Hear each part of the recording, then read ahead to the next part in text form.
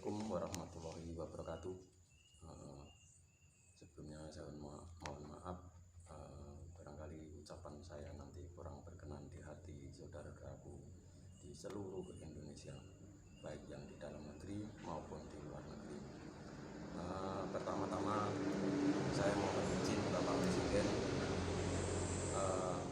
konten saya pada pagi hari ini saya tujukan kepada khusus kepada Bapak Presiden, Bapak Jokowi, Presiden RI, yang kedua kalinya seluruh masyarakat Indonesia, baik yang aktivitasnya di dalam negeri maupun di luar negeri, dimanapun sahabatku berada. Untuk kali ini kami akan utarakan ide saya atau gagasan saya, namun sebelumnya saya mohon maaf Bapak Presiden, bahwa ini ide dari orang kampung, barangkali ada manfaatnya dipakai, monggo. Kalau kira-kira tidak ada manfaatnya, nggak dipakai, saya mohon maaf. Melihat atau mendengar dari televisi dari hari ulang tahun HUT RI yang ke-77 di Istana Merdeka, kemarin digoyang adik Farel yang dari Banyuwangi. Baru kali ini saya melihat, umur saya udah setengah abad lebih, Istana Merdeka sangat meriah karena adanya adik Farel dari Banyuwangi. Untuk itu Bapak Presiden, mudah-mudahan ini awal dari bangkitnya Indonesia. Mudah-mudahan saya berdoa dan mari berdoa seluruh warga bangsa Indonesia dengan meriahnya HUT RI yang ke-77, mari kita jadikan momentum. Selama ini kita hanya seremonial, sekedar peringatan bahwa, dan juga ada kegiatan di sana sini, di kampung-kampung, di pelosok-pelosok, hanya sekedar peringatan. Namun kemarin ada hal yang beda, bahwasanya di istana sangat meriah sekali, saya lihat di tayangan TV.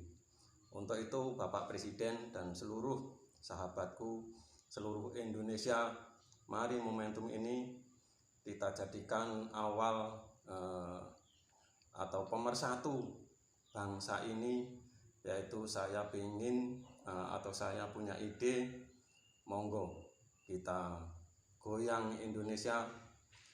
Dulu nenek moyang kita adalah pejuang, dan pejuang sangat tangguh memperjuangkan Indonesia dari para penjajah.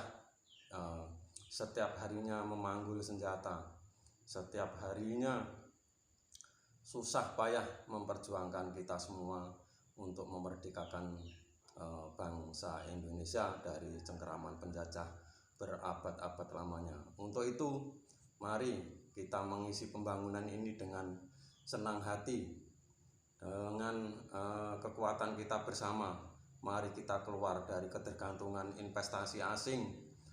Mari peribahasa berat sama dipikul, ringan sama dijinjing, kita awali. Saya mohon dari Bapak Presiden, dari Istana Merdeka, monggo Pak, masyarakat Indonesia kita ajak bergotong royong mengumpulkan koin, contoh koin kecil aja Bapak Presiden. Semua lapisan masyarakat dari Sabang sampai Merauke, dari Miangas sampai Pulau Rote, baik yang aktivitas di dalam negeri maupun di luar negeri, monggo bersatu padu, mengingat dunia sekarang sangat tidak menentu dan sangat dinamis. Untuk memacu agar beban APBN kita tidak terlalu berat untuk mengatasi pembangunan di Indonesia, monggo kita sengkuyung, kita kumpulkan koin, kita kumpulkan uang receh kita dari Rp500, dari Rp500, Rp1.000, Rp2.000, bahkan yang mempunyai penghasilan setiap harinya kita semua yang mengetahui berapa hasil hari ini. Mari setiap hari kita sisihkan untuk membesarkan negeri kita ini, agar negara kita ini tetap besar dan bahkan tambah besar. Ini semua untuk mencapai sesuatu tidak ada yang gratis, saudara-saudara. Tentu pakai biaya. Jerbasuki mau beyo mau baik harus pakai biaya.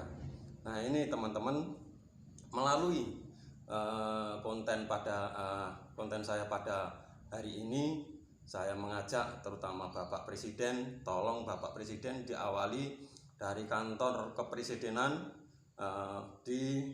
diajak anak buah Bapak Presiden di dalam kerja setiap hari atau setiap hari-harinya. Monggo kita kumpulkan koin, dan semua lapisan masyarakat, terutama dari jajaran pegawai negeri sipil, tolong dikasih contoh dari presiden, kantor presiden, dari kementerian, dari gubernur, dari bupati, dari camat, dari tingkat desa, bahkan anak-anak kita yang masih kecil, monggo kita beri contoh atau kita ajari untuk menabung untuk negara tercinta ini, agar negara kita tidak dilecehkan oleh negara lain. Karena seperti apa yang kita lihat hari-hari belakangan ini, ada negara yang sampai melecehkan ataukah mungkin menganggap remeh negara kita ini. Untuk itu kita tidak boleh marah, kita tidak boleh berkecil hati.